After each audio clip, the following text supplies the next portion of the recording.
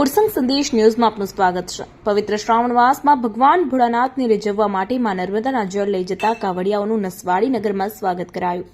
પવિત્ર શ્રાવણ માસમાં પંથકમાં ઠેર ઠેર વિવિધ ધાર્મિક આયોજનો થઈ રહ્યા છે, જેમાં ગરુડેશ્વર નર્મદા નદીના પવિત્ર તટથી માં નર્મદાના જળ લઈ ભગવાન ભોળાનાથને રીઝવવા ભક્તો મોટી સંખ્યામાં જઈ રહ્યા છે।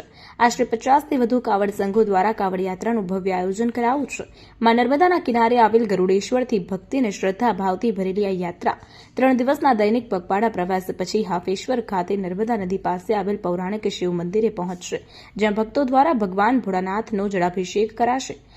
કાવડ યાત્રા નસવાડી ખાતે પહોંચતા અને સમગ્ર નગર બમ બમ ભોલેના નાદથી ગુંજી ઉઠ્યું હતું। વિવિધ વિસ્તારોમાં નગરજનો દ્વારા કાવડ યાત્રીઓનું ભારે ઉત્સાહથી સ્વાગત કરવામાં આવ્યું અને તેમના વિશ્રામ અને અલ્પાહારની વ્યવસ્થા કરવામાં આવી હતી। હર હર મહાદેવના નાદ સાથે સમગ્ર વાતાવરણ ભક્તિમય બન્યું હતું।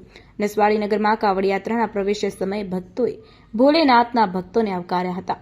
વિવિધ સમાજ સેવા સંસ્થાઓ તથા યુવા ગ્રુપોએ કાવડ યાત્રીઓ માટે પીણા, ફળો અને આરામની વ્યવસ્થા કરીને ભોલેના ભક્તોની સેવા કરી હતી।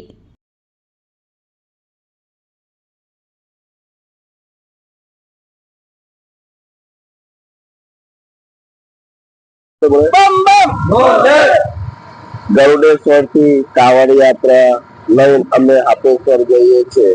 તો કાવડ યાત્રીઓ અમારા 50 થી 55 જણ છે। અભિષેક કરવાનો છે હાપેશ્વર। શું નામ છે તમારું? નરેશભાઈ। કેટલા વર્ષથી નીકળો? 8મું વર્ષ ચાલે છે।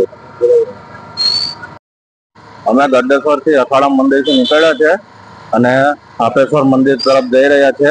આ 7 વર્ષ પૂરા થયા, 8મું વર્ષ છે અને અમે કામણ યાત્રા લઈને જઈ રહ્યા છે। 30 થી 35 જણ છે અને દર વર્ષે જઈએ છીએ અને અમે ત્યાં 3 દિવસે પહોંચશું। રવિવારે રાત્રે, સોમવારે ત્યાં અભિષેક કરશું, ત્યાં પછી ત્યાં ભંડારો કરશું, પછી અમે પાછા પરત ફરશું। મારું નામ ગૌરવ છે।